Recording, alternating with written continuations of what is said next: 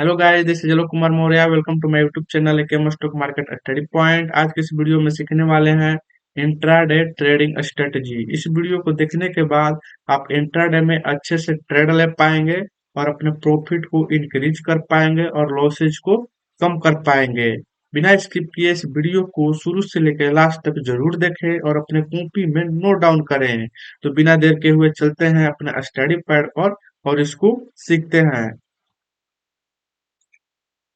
Heading डाल देंगे intraday trading strategy. एक एक पॉइंट को अच्छे से समझेंगे। ओके, हमारा पहला पॉइंट है, सबसे पहले निफ्टी को देखेंगे। तो हम अपने डीमेट अकाउंट में जाएंगे और चार्ट में जो निफ्टी 50 इंडेक्स है उसको ओपन करेंगे और देखेंगे कि निफ्टी 50 हमारा ओवरऑल राइजिंग है या फॉलिंग है। Rising means overall up trend में होना चाहिए, falling means overall down trend में होना चाहिए। इसको हम लोग देखेंगे। ओके, उसके बाद दूसरा है निफ्टी अगर राइजिंग होगा। हम निफ्टी इंडेक्स में गए और उसको देखे, हमको ऑब्जर्व हुआ कि निफ्टी इंडेक्स ओवरऑल राइजिंग है, मतलब ओवरऑल अप ट्रेंड में है। तो हम केवल और केवल इंट्राडे में ट्रेडिंग करने के लिए वैसे स्टॉक को सिलेक्ट करेंगे जो अप ट्रेंड में हो। ओके, ये हमारा दूसरा पॉइंट है। अप ट्रेंड में कैसा होता है स्टॉक, जस्ट दिख रहा है स्टॉक ऐसे अप ट्रेंड में ऐसा स्टॉक होना चाहिए। ऐसा ही स्टॉक को सिलेक्ट करेंगे जब निफ्टी अप ट्रेंड में हो। क्लियर? ओके, ये हमारा तीसरा पॉइंट क्या है हमारा, निफ्टी फॉलिंग। वैसे ही जैसे निफ्टी राइजिंग है, अगर निफ्टी फॉलिंग है तो हम कैसा स्टॉक सिलेक्ट करेंगे, फॉलिंग स्टॉक। अगर निफ्टी हमारा डाउन ट्रेंड में है, मतलब अगर निफ्टी ऐसे नीचे आ रहा हो, लगातार निफ्टी नीचे आ रहा हो, इसको क्या बोलेंगे, डाउन ट्रेंड। अगर निफ्टी ओवरऑल डाउन ट्रेंड है तो हम केवल और केवल वैसा ही स्टॉक सिलेक्ट करेंगे इंट्राडे के लिए जो डाउन ट्रेंड में है। क्लियर? निफ्टी के ऑपोजिट हमको ट्रेड कभी नहीं करना है। निफ्टी अप ट्रेंड में है तो हमको बाय पोजीशन के लिए ट्रेड लेना है इंट्राडे में। अगर निफ्टी डाउन ट्रेंड में है तो हमको सेल पोजीशन के लिए इंट्राडे में ट्रेड लेना है। और स्टॉक सिलेक्शन निफ्टी की तरह ही करना है। निफ्टी अप ट्रेंड में है तो स्टॉक ही अप ट्रेंड वाला सिलेक्ट करना है। अगर निफ्टी डाउन ट्रेंड में है तो स्टॉक भी डाउन ट्रेंड वाला ही सिलेक्ट करना है। ओके, अब आगे चलते हैं। स्टॉक को सिलेक्शन कैसे करना है, एनएससी के वेबसाइट पर जाएंगे और टॉप गेनर और टॉप लूजर को सिलेक्ट करेंगे। अगर हमने देखा कि निफ्टी राइजिंग है, मीन्स नीचे से ऊपर की ओर जा रहा है, ओवरऑल निफ्टी अप ट्रेंड में है, ऐसा हमको दिखा, तो हम टॉप गेनर स्टॉक को सिलेक्ट करेंगे। ये टॉप गेनर, ठीक है।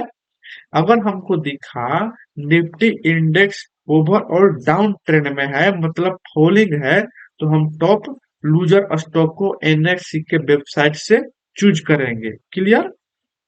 ओके, अब चूज कैसे करना है, तो एनएससी के वेबसाइट पर जाएंगे, क्रोम ब्राउजर ओपन करेंगे, एनएससी पे जाएंगे तो ऐसा इंटरफेस खुलेगा। उसमें सिलेक्ट करना है मार्केट डाटा। मार्केट डाटा में ओपन करना है top 20 gainer and top 20 loser stock. उसको इस पर क्लिक करने के बाद हमारा ये गेनर एंड लूजर और ये निफ्टी 50 का गेनर एंड लूजर ओपन हो जाएगा। अब इसमें टॉप गेनर, इसमें क्या है, 50 स्टॉक, 50 स्टॉक गेनर का, 50 स्टॉक लूजर का दिया रहता है, जो टॉप है पूरे स्टॉक में से, टॉप 50 गेनर स्टॉक और टॉप 50 लूजर स्टॉक। तो जब हमको दिखा कि निफ्टी राइजिंग है तो इंट्राडे में ट्रेड करने के लिए टॉप 50 गेनर स्टॉक को चूज करके अपने कॉपी में नोट डाउन कर लेंगे। अगर हमको दिखा निफ्टी फॉलिंग है, मतलब डाउन ट्रेंड में है, तो हमको एनएससी के वेबसाइट से टॉप 20 लूजर स्टॉक को चूज करना है और अपने कॉपी में नोट डाउन करना है। इतना काम कर लेने के बाद आगे बताते हैं क्या करना है। हम लोग 2020 स्टॉक चूज कर लिए जो top gainer and top loser हैं। ओके, अब देखिए फिफ्थ पॉइंट इंपोर्टेंट है। नाउ स्टॉक लिस्ट से जो सेलेक्ट किया है स्टॉक, स्टॉक चूज करे जिसका अपर साइड और लोअर साइड चलने का पहला दिन था, फर्स्ट डे था। मतलब समझ में आया? इसको अच्छे से समझिए। अब देखिए हम लोग top gainer and top loser stock choose कर लिए। सपोज मान लेते हैं कि हमारा निफ्टी 50 राइजिंग है उस दिन, मतलब जिस दिन देखे ओवरऑल निफ्टी 50 राइजिंग है, मतलब अप ट्रेंड में है, तो हम केवल और केवल कैसा स्टॉक चूज करेंगे? टॉप गेनर स्टॉक, क्योंकि राइजिंग है तो टॉप गेनर स्टॉक। तो टॉप 50 गेनर स्टॉक में से अब वैसा स्टॉक चूज करेंगे जिसका ऊपर चलने का पहला दिन था। एग्जाम्पल ये देखिए, ये मान लीजिए ऐसा स्टॉक है जो अप ट्रेंड में चल रहा हो ऐसे ओवरऑल, क्योंकि निफ्टी अप ट्रेंड में है तो हमको अप ट्रेंड वाला ही स्टॉक चूज करना है। अब उसमें से ऐसा स्टॉक चूज करना है जिसका ऊपर चलने का पहला दिन था। ये देखिए, सपोज यहाँ से मार्केट डाउन आया, ये ओवरऑल तो अप की ओर जा रहा है, लेकिन यहाँ पे डाउन आया मतलब रिट्रेसमेंट लिया, और फिर वहां से ऊपर चलने का इसका पहला दिन। बस ऐसा ही स्टॉक चूज करना है, ठीक है, अप ट्रेंड के लिए। वैसे ही जस्ट अपोजिट अब डाउन ट्रेंड के लिए, अगर हमको दिखा कि निफ्टी 50 डाउन है, मतलब निफ्टी 50 डाउन ट्रेंड में चल रहा है, फॉलिंग हो रहा है निफ्टी 50 में, तो हमको top top 20 falling stock choose करेंगे। अब टॉप 20 फॉलिंग स्टॉक में से वैसा स्टॉक चूज करेंगे जिसका नीचे चलने का पहला दिन था। एग्जाम्पल में ये स्टॉक सपोज नीचे चल रहा है, ओवरऑल ओवरऑल नीचे चल रहा है, और थोड़ा सा ये रिट्रेसमेंट लिया, अप की ओर जा रहा है थोड़ा, लेकिन अब इसका नीचे चलने का यहाँ पे ये देखिए, ये जो रेड कैंडल बनाया, यहाँ पे इसका नीचे चलने का पहला दिन था, ठीक है। तो जब मार्केट निफ्टी 50 का डाउन ट्रेंड में है तो टॉप 20 लूजर स्टॉक चूज करेंगे, और टॉप 20 लूजर स्टॉक में से ऐसा स्टॉक चूज करेंगे जिसका नीचे चलने का पहला दिन था। ये दोनों बातें क्लियर हुई? ओके, इतना कर लेने के बाद नेक्स्ट, अब स्टॉक को चूज करके अपने कॉपी में नोट कर लिए जिसका जो स्टॉक का चलने का पहला दिन था, ये कॉपी में नोट कर लिए। ओके, अब ये जो नोट किए ना, जैसे कि आज हमको ट्रेड लेना है, तो हमको नोट कब करना है? इसके एक दिन पहले, मतलब नाइट में ही, नाइट में करके कॉपी में नोट करके सो जाना है। फिर नेक्स्ट डे मार्केट अगर ओपन हुआ, वहां पे ओपन हुआ कब? 9:15 पे, 9:15 पे मार्केट ओपन हुआ, उसके 45 मिनट तक हमको वेट करना है। क्यों? क्योंकि 9:15 से लगभग 45 मिनट आगे तक मार्केट बहुत वोलेटाइल रहता है। अप डाउन मार्केट में मूवमेंट बहुत ज्यादा रहता है, खरीद बिक्री बहुत ज्यादा होता है, तो उसमें ट्रेड लेना हाईली रिस्की होता है, लॉसेज का चांसेस बनता है। इसीलिए जो बिगिनर है उनको ट्रेड से बचना चाहिए 9:15 से 45 मिनट तक आगे तक। क्लियर? ओके। अब 45 मिनट बाद, मतलब अप्रोक्स 40-45 मिनट तक धीरे धीरे मार्केट स्लो डाउन हो जाएगा और स्मूथनेस बढ़ जाएगा, मतलब धीरे धीरे अब उसका जो वोलेटिलिटी है ना, वो स्मूथ हो जाएगी। अब थोड़ा बहुत वोलेटाइल होगा। अब वहां पे हमको ट्रेड लेना है। अब ट्रेड कैसे लेना है इसको सीखेंगे। तो हमको क्या करना है? सारे स्टॉक को एटीपी को चेक करना है।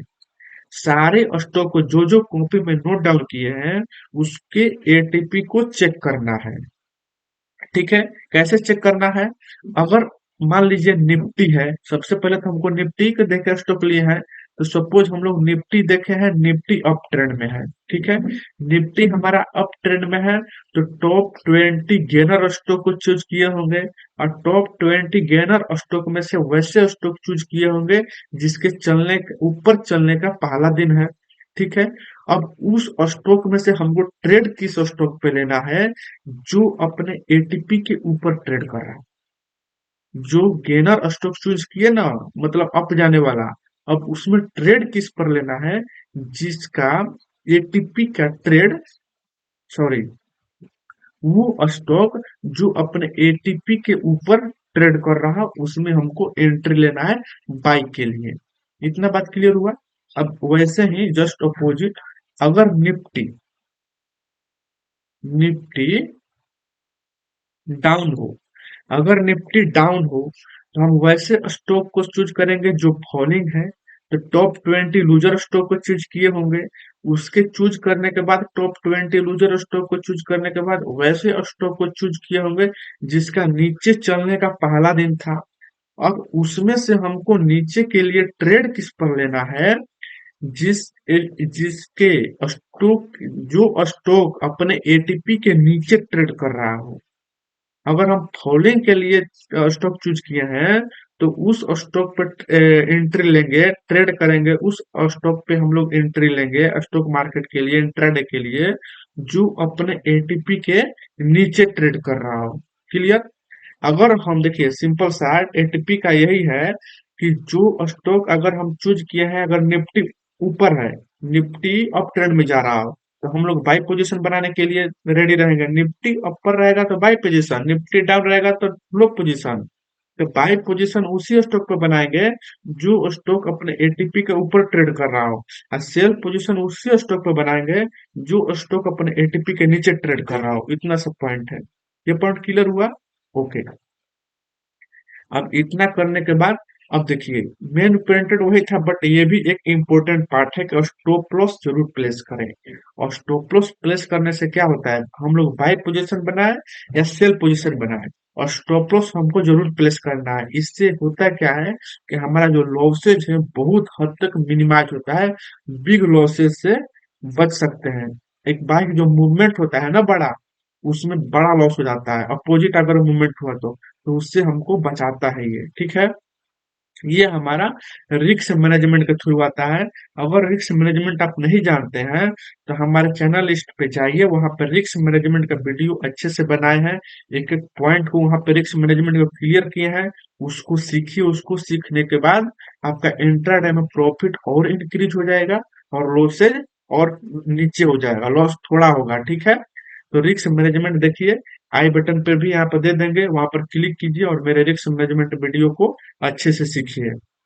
अगर इस वीडियो को देखने के बाद आपको हेल्प मिला, इस वीडियो को चैनल को सब्सक्राइब कर दीजिए, लाइक कर दीजिए और अपने दोस्तों के पास शेयर कीजिए जिसको जरूरत हो। Thank you for watching video.